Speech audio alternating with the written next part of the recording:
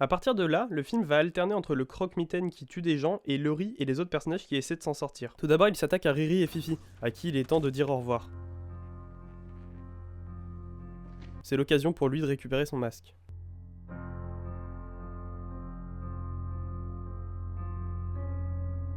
Laurie se prépare car elle apprend que Michael est maintenant en liberté.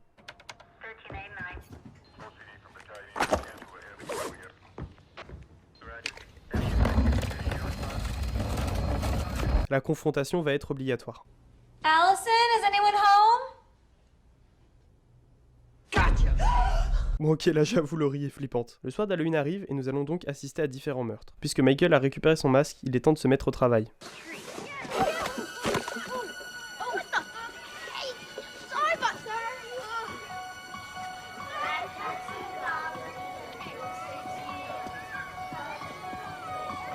Bordel, cette musique me filera des frissons à chaque fois, je crois.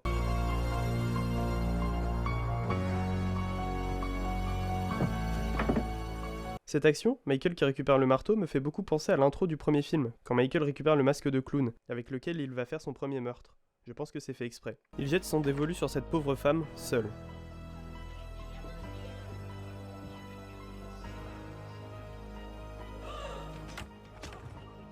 Et un truc que je trouve plutôt cool dans ce film, ce qui reste dans la suite logique du premier film, c'est qu'il est pas spécialement gore. La seule présence de Myers suffit à faire peur. Il n'y a pas spécialement besoin de faire dans le grand guignolesque. Ici, le meurtre se fait hors champ, le bruitage et la caméra qui ne bouge pas suffit à faire imaginer au spectateur ce qu'il se passe, et ça glace encore plus le sang, je trouve. Michael lâche ensuite son marteau et récupère son arme iconique, le couteau de cuisine. On entend ensuite un bébé pleurer, Myers s'en approche et quitte la maison sans lui faire de mal.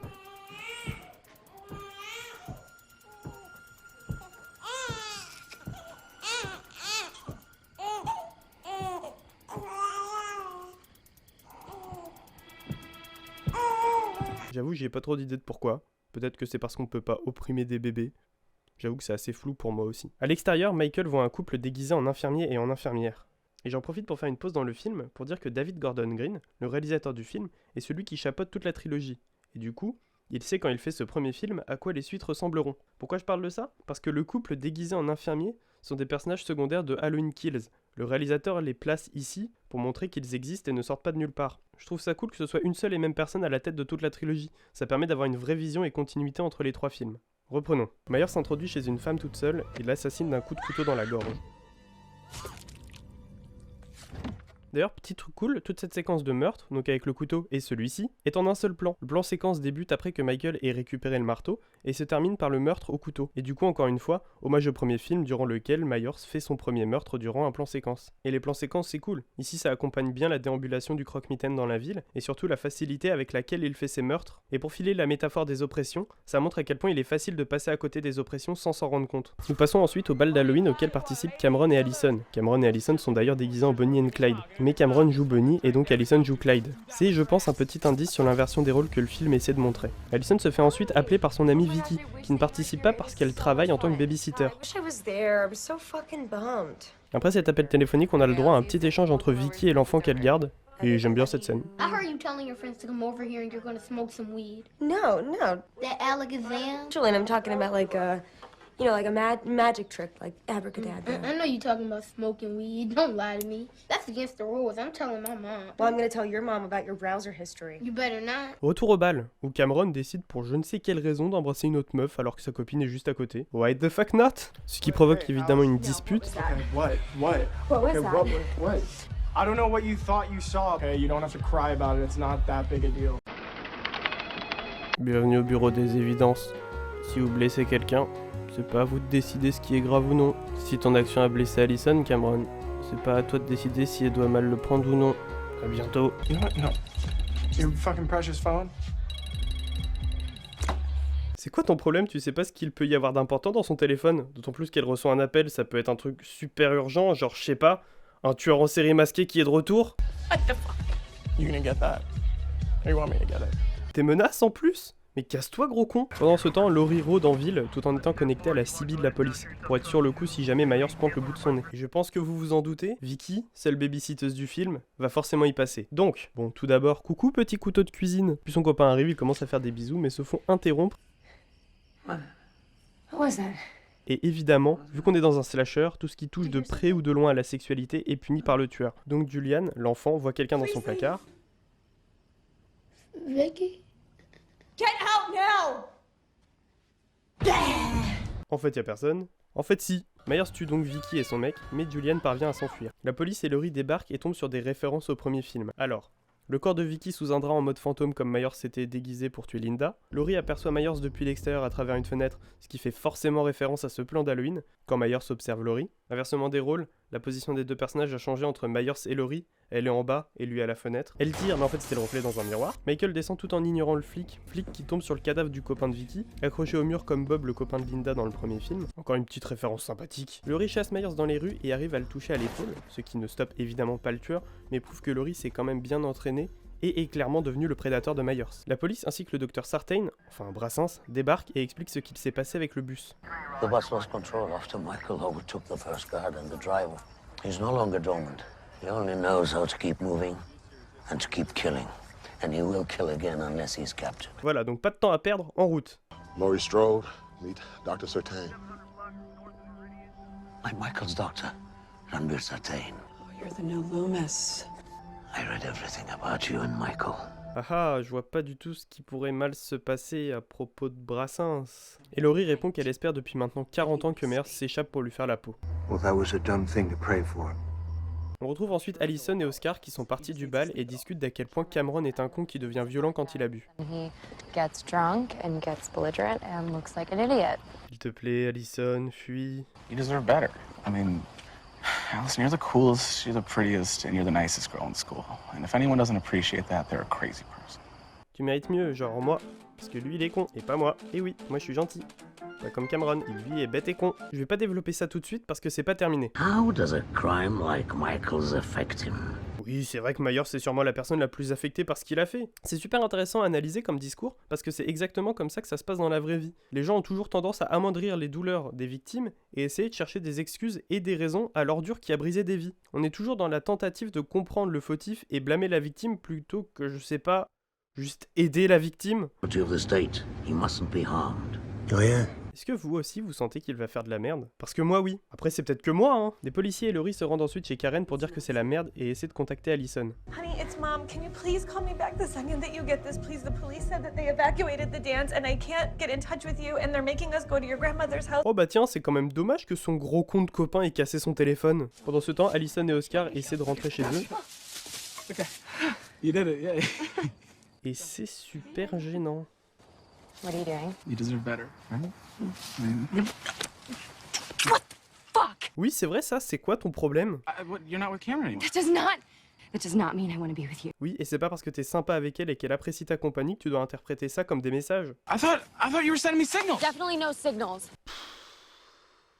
Rebonjour, si une fille apprécie votre compagnie, c'est pas forcément une raison pour essayer de l'embrasser.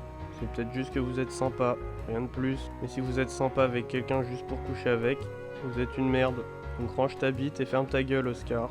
You are so pathetic.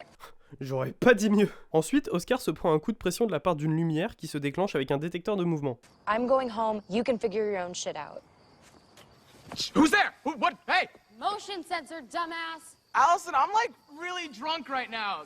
Seriously, I got really horny at the party and like all these girls were like dancing on me. Their beautiful bodies got me all chubbed out, Allison. On a dit range ta bite, Oscar. They were feeding me guacamole in all these sexy ways. Mais il va jamais s'arrêter? Et pour notre plus grand plaisir, une silhouette débarque derrière Oscar. Vous vous doutez bien de qui il s'agit? Surtout qu'on le reconnaît bien, c'est évidemment notre Myers adoré. Oscar lui parle en pensant que c'est le voisin. Sorry, I'm not trying to trespass on your yard and shit, man. I was just trying to take a shortcut with a really pretty girl. La lumière s'éteint vu qu'il n'y a pas de mouvement, et la lumière s'allume de nouveau, car évidemment, Myers a bougé.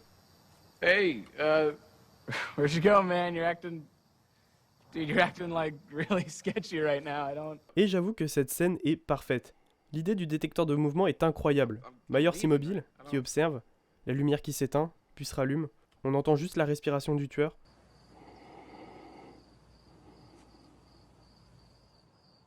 J'adore cette scène. Évidemment, il finit par s'en prendre à Oscar, il va pas juste jouer à 1, 2, 3 soleil. Oscar tente de s'enfuir en escaladant à un portail, mais sa cape se bloque dedans. Pas de cap. Myers finit par tuer Oscar d'un coup de couteau dans le dos et l'embroche sur le portail, ce que découvre Allison qui a évidemment été interpellée par les cris de son ami. Allison prend la fuite puisque Myers se dévoile à elle. Allons voir ce qu'il se passe du côté de Laurie et de sa fille. Karen panique car elle n'a pas de nouvelles de sa fille et engueule des flics, puis se barricade dans le sous-sol de chez Laurie avec son mari. Sous-sol qui est un véritable bunker de survie avec nourriture et armes à feu. Chacun prend une arme et se prépare à l'avenue de Michael Myers. Puis nous retrouvons Brassens et Frank qui ont retrouvé Allison. Nos 3 joyeux lurons partent à la recherche du tueur et tombent très rapidement sur lui. Here we go. Frank décide de l'écraser avec sa voiture parce qu'on va pas se mentir, c'est ce qu'il mérite. Puis notre policier préféré sort pour finir le boulot, tandis que Brassens ne veut pas qu'on lui tire dessus. Et ce qui devait arriver arriva.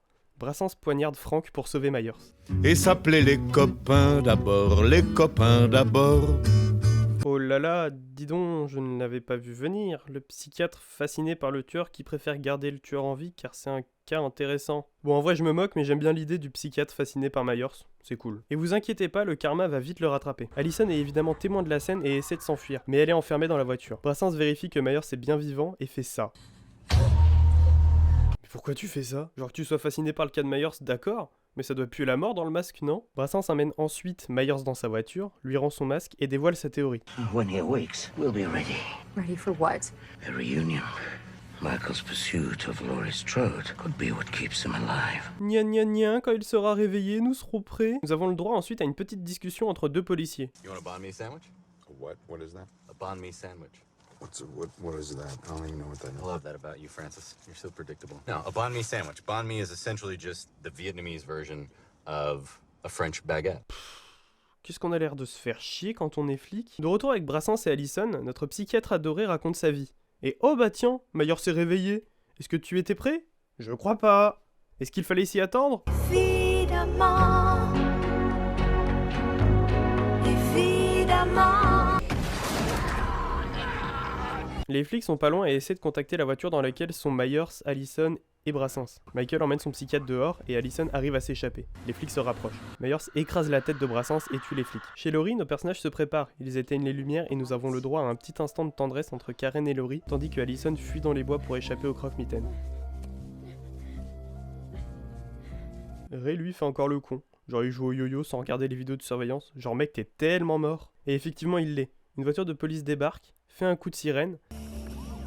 Ray sort, les flics ne sortent pas de la voiture et ne répondent pas, et sont évidemment morts, avec encore une fois une mise en scène sordide, parce que Michael Myers adore faire ça. Le tueur s'en prend évidemment à Ray, celui-ci tire ce qui alerte Laurie et Karen, et c'est parti pour la confrontation finale. Laurie barricade la maison et ordonne à Karen de descendre dans la cave. Michael's here. Get downstairs. Laurie? Qu'est-ce que tu fous? Pourquoi tu fais un câlin à la porte? Je t'adore, hein, mais tu sais très bien que le mec a une force surhumaine. C'est super dangereux de faire ça. Voilà, je l'avais dit. Laurie est donc en très mauvaise posture jusqu'à ce que... Tell me.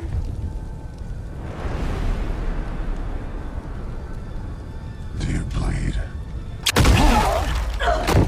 Sarah Connor se rend donc à la cave et allume de gros projecteurs sur le toit de la maison afin que le terrain soit bien visible, et Myers parvient à entrer dans la maison. Et je pense à un truc, mais c'est quand même pas pratique ce bunker pour survivre à Myers, c'est un cul-de-sac quoi. Et vu comment il survit à tout ce qui normalement peut tuer quelqu'un, s'il se met dans les escaliers devant toi, bah t'es baisé quoi. Mais bref, Laurie part à la recherche du croque-mitaine dans la maison et s'arrête devant un placard comme celui dans lequel elle était cachée dans le premier film. Encore une petite référence. Laurie commence à condamner toutes les pièces de la maison. Encore une fois, on voit bien qu'elle s'est préparée toute sa vie pour cet affrontement. Allison, quant à elle, débarque au champ de tir de Laurie. Et en effet, les mannequins défoncés à coups de chevrotine, ça fait peur. Durant cette déambulation, Laurie arrive dans une salle pleine de mannequins que Myers utilise pour se cacher. Ce qui montre qu'il est pas si stupide que ça. Et dans la même pièce, il a caché le cadavre de Ray dans un placard. Parce que pourquoi pas? Myers était évidemment planqué dans cette pièce et s'en prend à Laurie. Il arrive à la poignarder mais elle se défend extrêmement bien, en allant jusqu'à mordre à la main Myers pour se défaire de son emprise, et il la fait passer par-dessus bord. Plus ou moins encore de la même façon que Myers passe par-dessus bord dans le premier film. Encore une fois, inversion des rôles, qui est le prédateur et qui est chassé, je me demande bien, dis donc. C'est ce moment que choisit Allison pour entrer dans la maison. Elle appelle sa mère, ce qui fait se retourner Myers qui était en train de regarder Laurie au sol. Et évidemment, quand il revient à sa position initiale, Laurie a disparu comme Myers à la fin du film de Carpenter. Allison se réfugie au sous-sol et Myers part à sa recherche. Il récupère un tisonnier, sûrement pour faire un feu parce qu'il fait quand même vachement froid le 31 octobre, faut pas déconner. Et il comprend très rapidement qu'il y a un sous-sol et qu'il faut bouger ce meuble pour y accéder. Karen décide de prendre les armes et notamment son fusil d'enfance pour faire face au croque-mitaine, Michael Myers. l'homme qui tourmente sa mère et sa famille depuis 40 ans. Mais au moment de se battre,